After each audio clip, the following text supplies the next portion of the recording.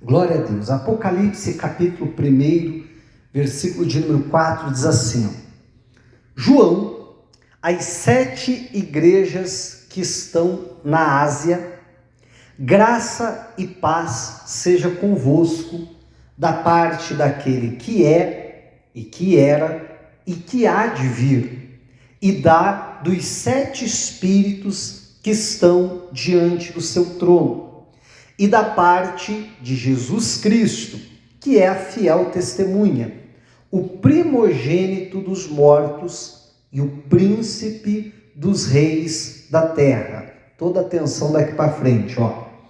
Aquele que nos ama e em seu sangue nos lavou dos nossos pecados e nos fez reis e sacerdotes para Deus e seu Pai.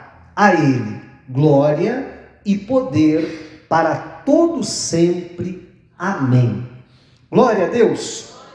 Então a Bíblia fala aqui para nós que o Senhor Jesus, que nos ama, que nos lavou dos nossos pecados, nos perdoou dos nossos pecados com o seu sangue, que Ele nos fez reis e sacerdotes. A Bíblia não diz que Ele vai fazer, a Bíblia não coloca nenhum requisito, vamos dizer assim, ou nem nada dizendo, olha, se você fizer isso, então Ele vai te fazer, ou qualquer coisa do gênero. A Bíblia diz, e nos fez reis e sacerdotes. Então, cada cristão, cada novo convertido, cada pessoa que nasceu de novo, Jesus fez essa obra na vida. Cada cristão foi feito por Cristo, rei e sacerdote. Hoje eu vou deixar de lado um pouquinho aqui a questão do rei, e nós vamos se aprofundar um pouquinho mais na questão justamente do sacerdócio, aquilo que eu quero chamar hoje do ministério sacerdotal que cada cristão tem, cada cristão possui. E eu quero falar mais especificamente, e esse até é o título da mensagem, a responsabilidade do ministério sacerdotal. Bom, se Jesus fez cada um de nós sacerdotes, eu acho que a primeira coisa é a gente entender o que é um sacerdote, o que o sacerdote faz, qual que é o ministério sacerdotal. O sacerdote era aquele, eu gosto de explicar assim, que representava Deus diante do povo e representava o povo diante de Deus. Era alguém, vamos assim chamar, que fazia uma ponte entre Deus e os homens. Então, se alguém, por exemplo, cometia um pecado e a lei estabelecia que fosse oferecido um sacrifício a Deus por conta daquele pecado, então aquela pessoa não ia diretamente a Deus, ela ia até o sacerdote pegava aquele animal e ele ia lá e sacrificava então diante de Deus, intercedendo em favor do povo. E também aquele que representava Deus diante do povo. Por exemplo, o sumo sacerdote, uma vez por ano, ele entrava lá no Santo dos Santos, representando todo o povo de Israel. E assim como, quando ele estava junto do povo, ele representava Deus. Olha só, quando ele estava junto de Deus, ele representava o povo, não é isso? E quando ele estava diante do povo, então ali ele representava Deus. É claro que, e a gente precisa fazer essa explicação que é importante, é claro que a Bíblia diz no Novo Testamento que Jesus é o sumo sacerdote, de tal forma que o crente, que o cristão, ele não precisa mais da figura de um homem, da figura de alguém que represente ele diante de Deus, ou que represente Deus diante dele. Jesus é essa ponte. Tanto é que Jesus diz, ninguém vem ao Pai, senão por mim, tá bom? Então hoje, nem eu e nem você precisamos de um outro homem, de uma outra pessoa para fazer essa ponte de ligação entre nós. Essa ponte é Jesus. Agora, você há de concordar comigo que tem muita gente que não tem Jesus e que precisa dessa ponte. E que eu e você precisamos ser essa ponte diante de Deus. Olha a diferença do que eu estou falando. Se eu hoje quiser me apresentar diante de Deus, eu não preciso ir a alguém. Eu posso ir direto ao Pai em nome de Jesus. Não é isso? Né? Então, eu não preciso. Agora, tem muita gente que não tem Jesus. E que eu e você precisamos ser então essa ponte. Por isso que a Bíblia nos diz que Jesus nos fez reis e sacerdotes. Aquele que vai representar o povo diante de Deus e vai representar Deus diante do povo. Olha só, e vê se nós não devemos ou não precisamos ser justamente isso. Que na quarta-feira, dentre outras coisas, o que a gente vem fazer aqui na igreja? Né? Orar, interceder pela nossa família, por outras pessoas também, mas em especial pela nossa família. Então, muitos dos nossos familiares não oram. E nós nos colocamos diante de Deus, dizendo: Deus, meu filho, meu marido, minha esposa, meu pai, minha mãe, meu irmão, aquele sobrinho, aquele neto, não é assim? Então, quando nós estamos orando e intercedendo, nós estamos representando aquelas pessoas diante de Deus, porque elas não comparecem diante de Deus em oração, mas nós nos colocamos como representantes, não é isso? E quando, aí além da gente fazer isso na quarta-feira, a gente também ouve a palavra, como nós estamos fazendo aqui, aprendemos da palavra de Deus, para quando nós formos para a nossa casa, para o nosso trabalho, na nossa vizinhança, aonde formos, sermos então representantes de Deus ali. De tal forma que as pessoas nos reconheçam como um homem de Deus, uma mulher de Deus, um servo de Deus. E quantas vezes alguém não chega para você e diz assim: olha, eu estou com um problema assim, ora para Deus me abençoar. Quando a pessoa está fazendo isso, ela está te reconhecendo como um representante de Deus, não é isso? Um sacerdote. Né? Olha, o que a Bíblia diz a respeito disso, o que eu devo fazer? Porque a pessoa não pega a Bíblia para ler, mas vai até você. Então, é justamente nesse aspecto que nós precisamos entender que nós somos sacerdotes. Então, precisamos representar nossa casa, nossa família diante de Deus, e precisamos representar Deus diante da nossa casa. Aí já surge a primeira pergunta de hoje: será que a gente tem representado bem a nossa família diante de Deus?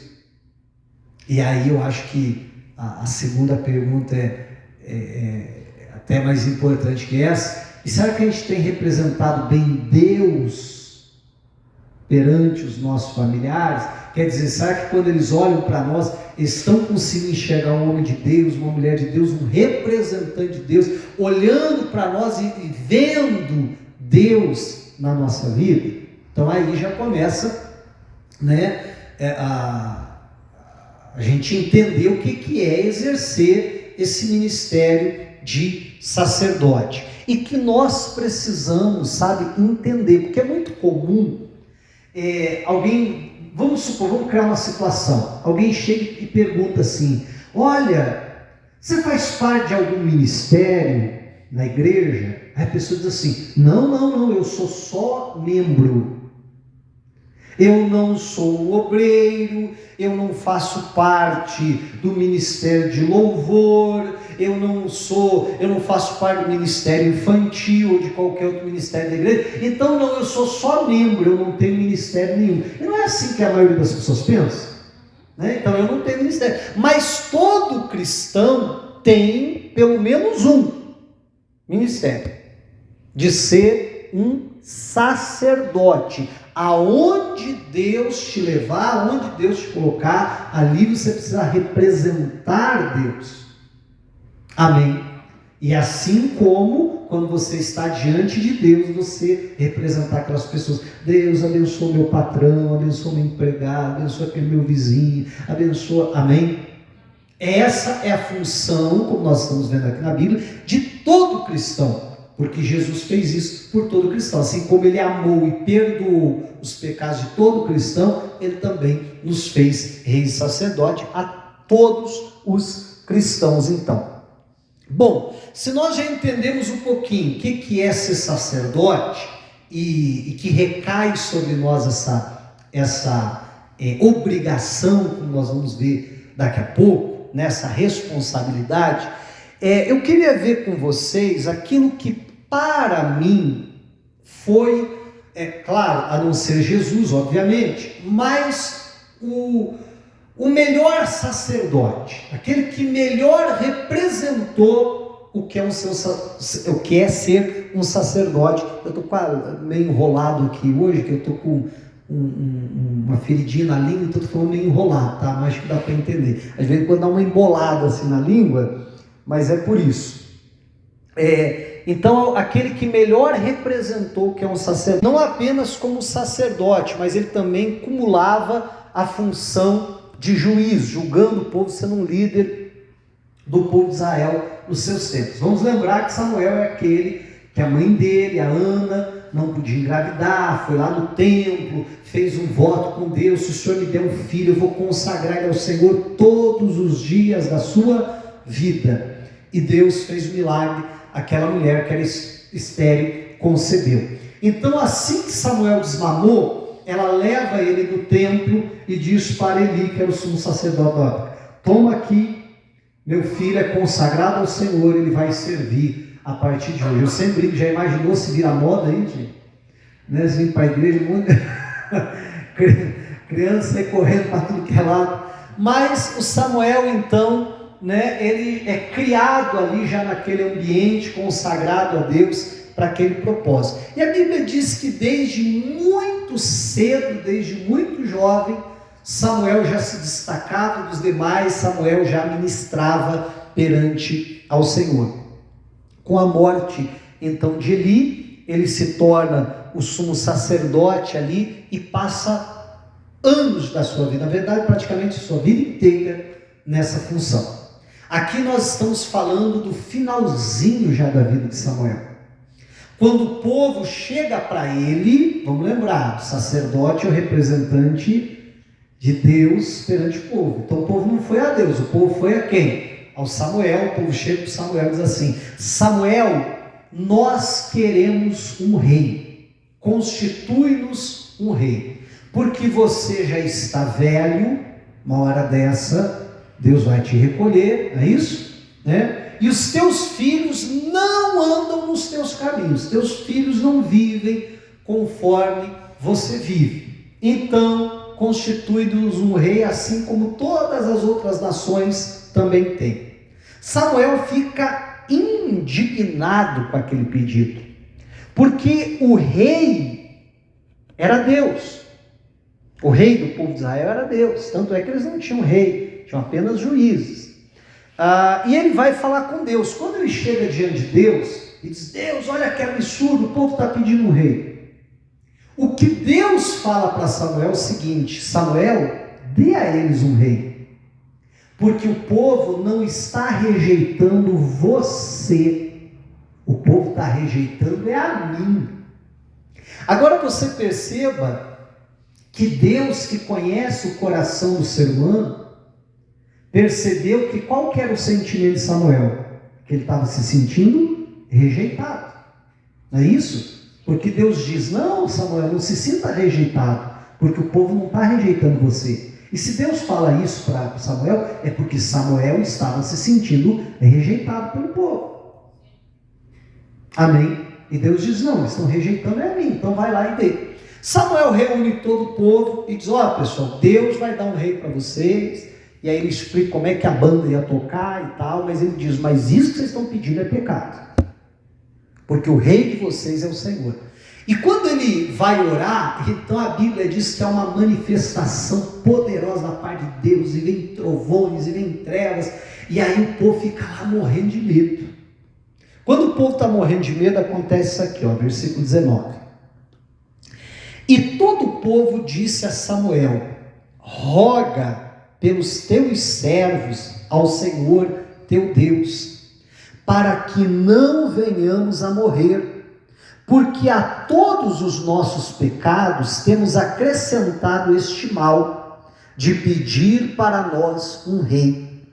Então disse Samuel ao povo: não temais, vós tendes cometido este mal, porém não vos desvieis de seguir ao Senhor, mas servi ao Senhor com todo o vosso coração, e não vos desvieis, pois seguiríeis as vaidades que nada aproveitam e tampouco vos livrarão, porque vaidades são. Pois o Senhor não desamparará o seu povo por causa do seu grande nome, porque aprove ao Senhor fazer-vos seu povo. Até aí é suficiente, a gente daqui a pouco continua. Então, o povo morrendo de medo, a manifestação de Deus, corre para Samuel e diz: oh, Samuel, ora por nós, que a gente não quer morrer. Porque de todos os pecados que nós já temos cometido, nós acrescentamos mais um, de pedir um rei ao Senhor. Aí Samuel diz, olha só, vai falar com relação ao povo. Ele diz: verdade, vocês pecaram. O que vocês fizeram foi uma maldade, mas não temas, porque se vocês perseverarem em seguir ao Senhor de todo o coração e não seguir as vaidades, então Deus vai ser com vocês por causa do Senhor, por causa da graça dele, por causa do nome dele. Amém. Aí Samuel vai falar com relação a Deus. Ele falou com relação ao povo: verdade, vocês pecaram, mas não temam, que vocês precisam perseverar em seguir ao Senhor. Aí ele vai falar de Deus. Ele diz: porque Deus não destruirá o seu povo, porque Deus vai ser com o seu povo por causa do seu grande nome. Aí depois que ele fala do povo, que ele fala de Deus, ele vai falar dele. Toda atenção aqui no versículo 23, ele diz assim: e quanto a mim, para um pouquinho, ele fala a respeito do povo, ele fala a respeito de Deus, ele diz: bom, deixa eu falar de mim. E quanto a mim, só que aí eu gostaria que você entendesse esse e quanto a mim, porque eu não acho que esse e quanto a mim não é assim e quanto a mim Samuel, ou ainda e quanto a mim pai, ou ainda e quanto a mim cidadão, ou ainda e quanto a mim qualquer outra característica que ele pudesse atribuir a ele mesmo. Eu penso que ele está dizendo: e quanto a mim, sacerdote. Isso já vai ficar claro daqui a pouco. Mas então eu penso, eu gostaria que você entendesse assim: e quanto a mim, que você lesse dessa maneira, quanto ao sacerdote, ou ao sacerdócio que eu exerço, melhor colocado, aí vem o que se segue. Ele diz: longe de mim que eu peque contra o Senhor. Fazendo o quê? Deixando de orar por vós. Antes vos ensinarei o caminho bom e direito. Ele diz: bom, realmente vocês pecaram. Fala do povo. Bom, mas Deus não vai destruir vocês, porque vocês são o povo dele. Agora deixa eu falar dessa ponte, dessa ligação. Você está entendendo? Eu como sacerdote. Olha, quanto a mim, e aí vamos lembrar, qual que é o sentimento de Samuel? Ele está se sentindo rejeitado, não é isso? Tendo seu ministério rejeitado. Ele está se sentindo rejeitado como sacerdote, como líder daquele povo até mesmo, mas mesmo assim ele diz, olha, independente disso, independente da forma que vocês me enxergam, da forma que vocês me veem, se vocês acreditam no meu chamado, no meu ministério ou não, quanto a mim, longe de mim, olha, eu quero distância, não quero nem que isso não chegue nem perto de mim, longe de mim, que eu peque contra o Senhor, deixando de orar por vós. Perceba que Samuel era alguém que entendia a responsabilidade do seu ministério sacerdotal. Porque para o Samuel, se ele deixasse de orar pelo povo, aquilo ia ser o quê? Pecado. Não é isso? Vamos voltar um pouquinho ali. E quanto a mim, longe de mim que eu peque contra o Senhor, deixando de orar por vós. Você entende a forma que ele enxergava o seu chamado sacerdotal? Ele diz, se eu deixar de orar, olha só, se eu deixar de orar por vocês, eu não estou pecando contra vocês, eu estou pecando contra Deus, porque foi Ele que me chamou, porque foi Ele que me deu um ministério. Quantas vezes nós, como sacerdotes, também nos sentimos como Samuel, desprezados, rejeitados? Quantas vezes você vai falar para alguém, né, às vezes até para um familiar, você diz assim, olha, eu estou orando por você, e a pessoa diz, eu não te pedi. Verdade? Então pode parar, eu nunca te pedi para você orar por mim, nem quero que você ore por mim. Quantas vezes você vai dar a palavra, vai dar um conselho para alguém, e a pessoa vira para você e diz, quem é você para falar isso para mim? Não é assim? E também nos sentimos, sabe, o nosso chamado, o nosso sacerdócio rejeitado. Mas ele diz, independente de como vocês me vejam, independente se vocês estão rejeitando meu chamado ou não, quem me deu o chamado foi quem? Foi Deus. A minha responsabilidade é com Ele. E se eu deixar de orar por vocês, eu estou pecando contra o Senhor. Agora vamos ser sinceros. Eu e você, nós como sacerdotes, será que a gente enxerga como um pecado deixar de orar por alguém? Deixar de interceder pela família? Ou por alguém que está ali na nossa esfera, né, ou de liderança, ou até mesmo de influência, que Deus nos coloca ali como sacerdotes. Você está entendendo o que eu estou falando? Será que a gente considera um pecado, e aí, já que hoje é quarta-feira, vamos falar de família, será que a gente considera um pecado quando a gente não ora pela família? Ou simplesmente assim, não, esqueci de orar essa semana. Não que isso seja pecado, né? Se eu orar, é bom. Mas se eu esquecer de orar, não mudou nada, eu só esqueci de orar. E não é assim que a maioria dos cristãos encara a intercessão e a oração? De tal forma que se a pessoa orar, ela acha que fez muito. E se ela não orar, ela acha que não tem problema nenhum. Mas Samuel não era assim. Samuel entendia que se ele deixasse de orar, de interceder pelo povo, ele estava pecando, e não pecando contra o povo, isso que eu gostaria que você entendesse, mas pecando contra Deus. Meu irmão, é dessa maneira que nós precisamos encarar o ministério sacerdotal que Deus confiou a mim e a você. Amém? E ele diz, continua dizendo, antes vos ensinarei o caminho bom e direito. E o que é fantástico é isso aqui, ele diz, olha gente, se vocês reconhecem o meu ministério ou não, se vocês estão rejeitando ou não, aí é outra história.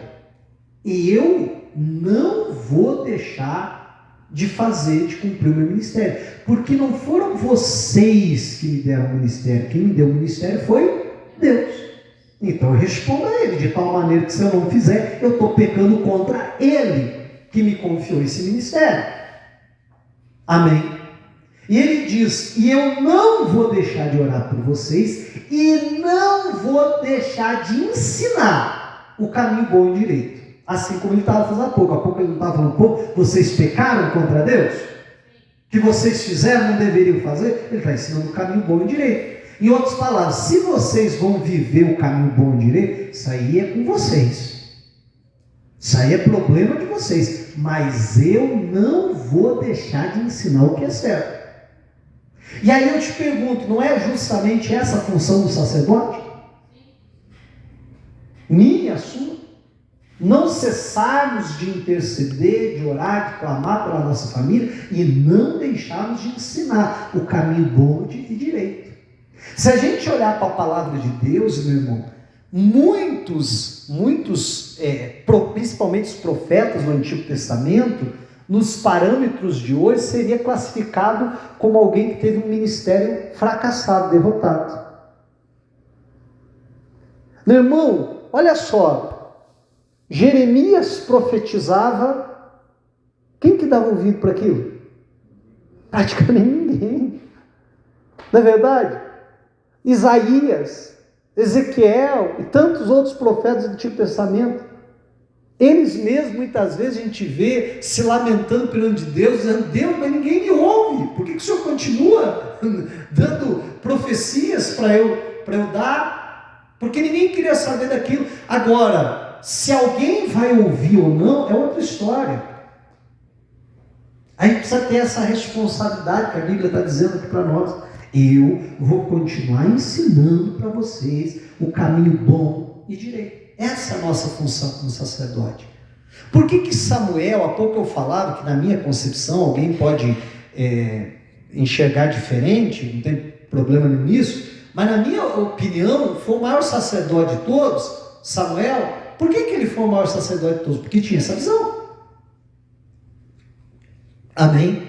Porque considerava o ministério dessa maneira. Quer ver um outro camarada também, né, que a gente poderia classificar como o maior dos apóstolos também? Paulo. Por que Paulo fez o que fez? Vamos ver? Primeira Epístola aos Coríntios, capítulo 9.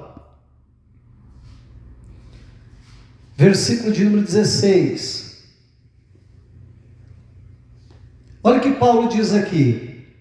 Porque se anuncio o Evangelho, não tenho de que me gloriar, pois me é imposta esta obrigação, e ai de mim, se não anunciar o Evangelho. Olha só que fantástico. Por que Paulo foi tão bem sucedido no seu ministério? Porque ele encarava o ministério dessa forma, dessa maneira.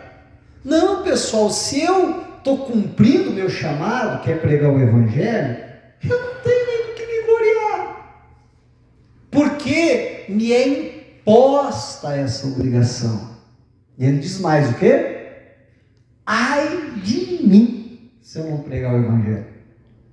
Aí continua o versículo 17, diz assim: e por isso, se faço de boa mente, terei prêmio, mas se de má vontade, apenas uma dispensação me é confiada. Amém? Olha só, ele diz assim: me é imposta a obrigação de pregar. Isso eu não tenho escolha. Foi-me dado um ministério, e no que diz respeito a isso, eu não tenho escolha. É-me imposta essa obrigação. E ai de mim se não fizer. Aí ele diz, mas uma escolha eu tenho. Qual que é a escolha que você tem? Como é que eu vou fazer isso? Está entendendo? Porque ele diz, porque se eu fizer de boa mente, de boa vontade, com dedicação, com alegria de cumprir aquilo, ele diz, eu terei prêmio. Mas se eu fizer de má vontade, tem que fazer, né? Tem essa obrigação, né? Tem que orar, tem que interceder, tem que ensinar o caminho bom e direito. Fazer o quê? Então eu vou fazer. Aí a Bíblia diz, apenas uma dispensação me é confiada. Sabe quando eu leio esse versículo, sabe que a imagem que me vem à mente? Lembra daqueles programas assim infantis, da Xuxa, Eliana, lembra, né? Aqueles programas assim, aí muitas vezes era feita uma prova, né? Ah, vem aqui 2 crianças, 3, 4 e tal, a gente vai fazer aqui uma prova. Quem ganhar vai receber essa bicicleta aqui de última geração, não sei o que, as crianças ficavam tudo empolgadas, não é assim? Aí, aquele que ganhava a competição, então davam lá a bicicleta. Aí as outras crianças ficavam tudo assim, né? Triste, que queria a bicicleta. Aí, então, toma aqui o prêmio de consolação, não é assim? Aí dá lá um bombom, um brinquedinho qualquer e tal. Aí pega um brinquedinho assim. Não é assim? Dizendo que eu queria mesmo era a bicicleta, né? Mas tá bom, melhor que nada. Pelo menos tem um bombonzinho aqui, pelo menos tem um brinquedinho aqui. Mas o que eu queria era aquele. E quando eu leio isso aqui, é mais ou menos essa imagem que Paulo está dizendo, na minha visão, é assim: se eu fizer de boa vontade, aí eu vou ter prêmio. Mas se eu fizer de má vontade, apenas um prêmio de consolação. Está entendendo? Apenas uma dispensação ali, como Deus não deve nada para ninguém, então apenas uma dispensação me é confiada. Mas eu não sei você, eu quero o prêmio. Amém? Né? Não é isso que a Bíblia até nos ensina, correr de tal maneira para que o alcançais, falando do prêmio. Então, meu irmão, só que o que eu quero lhe chamar a atenção aqui é que tanto um quanto o outro tinham essa visão. Eu tenho essa obrigação, eu não posso pecar contra o Senhor. Ai de mim se eu não fizer. Vamos ser sinceros, será que a gente tem encarado o nosso ministério sacerdotal dessa maneira? Será que a gente enxerga que a gente está cometendo um pecado quando a gente não ora, não intercede pela nossa família, não ensina, né? E aí vamos lembrar que o melhor ensinamento que a gente pode dar é pelo exemplo. Que eu e você possamos, sabe, assumir a responsabilidade do ministério sacerdotal. Não, longe de mim que eu peco contra o Senhor. Eu vou orar, eu vou interceder, eu vou ensinar. Ah, mas ninguém está dando ouvido, não quero saber. Ah, mas ninguém valoriza o meu chamado, o meu ministério. Ninguém me reconhece, pastor, como um homem de Deus, como uma mulher de Deus. Eu não quero saber, foi Deus que me chamou, foi Deus que me confiou. Independente como as pessoas enxergam ou não, se as pessoas fazem ou não, eu não vou pecar contra o Senhor. Amém? Eu vou cumprir o meu chamado. Que a gente tenha essa responsabilidade em nome de Jesus. Diga a glória a Deus e vamos aplaudir o Senhor Jesus. Aleluia, louvado seja o nosso Deus. Eu quero lhe convidar a ficar de pé agora, porque nós vamos orar, nós vamos clamar a Deus e pedir ajuda do Senhor. Deus, me ajuda a cumprir o meu chamado. E o nosso chamado, como a gente viu, ele começa, né, por interceder, por orar. É o que a gente vai fazer agora. Feche os seus olhos então, vamos colocar diante de Deus. Você trouxe algo que representa a sua família, pode pegar aí na sua mão e vamos orar. Pai, em tua presença, Senhor, nós nos colocamos nesta hora diante de ti, Pai. E nós ouvimos, Senhor, a tua palavra, Pai, que mais uma vez veio falar ao nosso coração. Ah, Pai, nos chamar a atenção para essa verdade, para a responsabilidade que nós temos, Pai.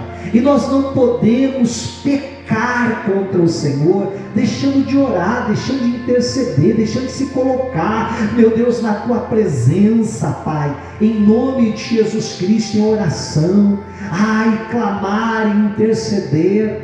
deixando, meu Deus, de ensinar o caminho bom, o caminho direito, o caminho que deve ser seguido. Pai, então vem nessa hora, eu lhe peço, olha, meu Deus, em nome de Jesus Cristo, para cada pessoa que está agora orando, que está agora clamando, que está agora buscando, Pai, a tua presença, que está agora buscando, Pai, a tua face, que está agora intercedendo por um filho, por uma filha, por um familiar, por um ente querido, Deus, e que o Senhor estenda agora a tua mão sobre